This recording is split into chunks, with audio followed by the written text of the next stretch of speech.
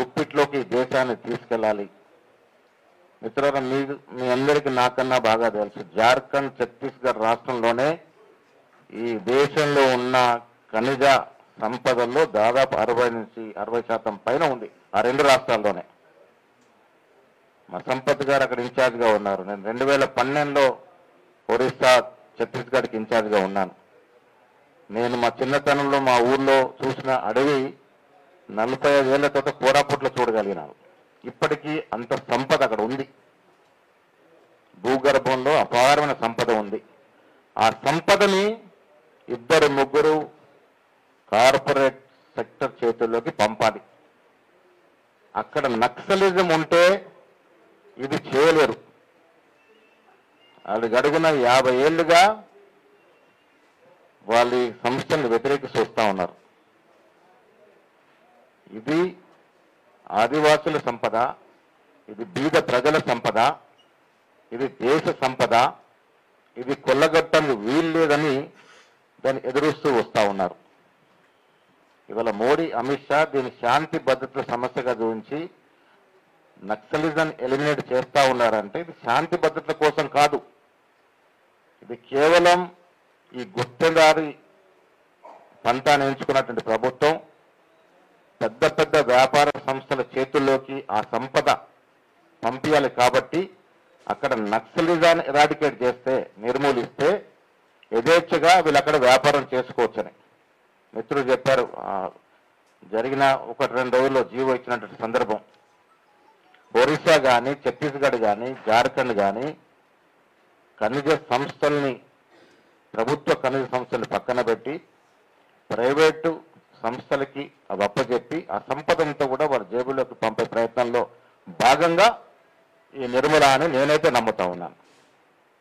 శాంతి భద్రతల సమస్య కొంత ఉండొచ్చు, దాన్ని సాకుగా చూపి అదాని, అంబానీ లాంటి వాళ్ళని పెంపొందించేందుకు, వాళ్ళ చేతుల్లోకి ఈ దేశ సంపద నింపేందుకు ఈ దుశ్చర్యకు పాల్పడ్డారని నేనైతే నమ్ముతా ఉన్నాను.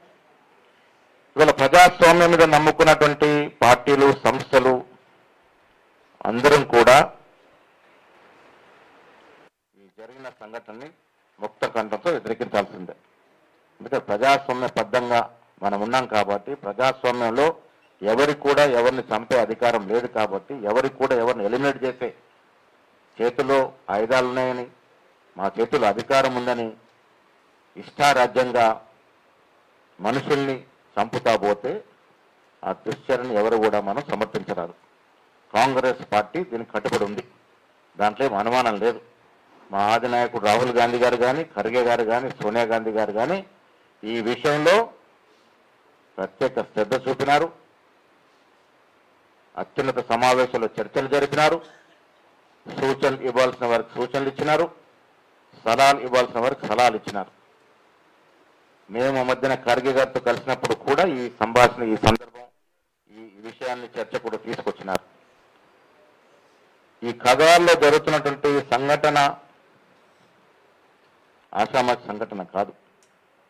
ఈ దేశ చరిత్రలో ఇంత పెద్ద నరమేధం, దాదాపు 10,000 మంది ఆర్మ్డ్ ఫోర్సెస్ వీరి మీద పడతా ఉన్నారు.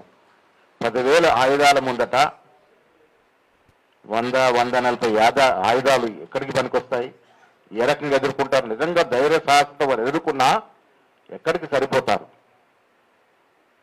ఏ ప్రజాస్వామ్యవాదైనా ఎదుటి వారు చేతులెత్తి నేను చర్చలకు సిద్ధమన్నప్పుడు దాన్ని సమ్మతించాలి. అది సమ్మతించలేదు అంటే ఇది ఫ్యాసిస్ట్ ప్రభుత్వం యొక్క ధోరణి. మా చేతుల్లో పోలీస్ యంత్రాంగం ఉంది, మా చేతుల్లో మిలిటరీ ఉంది కాబట్టి మేము ఇష్టారాజ్యంగా చేస్తామని చేస్తా ఉన్నారు. ఈ ఒక్క విషయంలోనే కాదు, వారికి నచ్చితే సరి, నచ్చకుంటే ఎంతో దూరమైన పోయే ప్రయత్నం ఇప్పుడు కేంద్రంలో ఉన్నటువంటి పెద్ద మనుషులు చేస్తూ ఉన్నారు. మీరు చూశారు, కర్ణాటక మొదలుగాని మహారాష్ట్ర వరకు ప్రభుత్వాలను ఎట్లా కూలదేసినారు. డబ్బులతో ఎన్నికైన ప్రజాప్రతినిధులు ఎలా కొంటా ఉన్నారు, ప్రైవేటు వ్యక్తుల్ని బెదిరిస్తూ ఉన్నారు. ఈ దేశంలో అతి కొద్ది మంది వారిని ఎదిరిస్తూ ఉన్నారు. దాంట్లో గాంధీ కుటుంబం ఒకటి.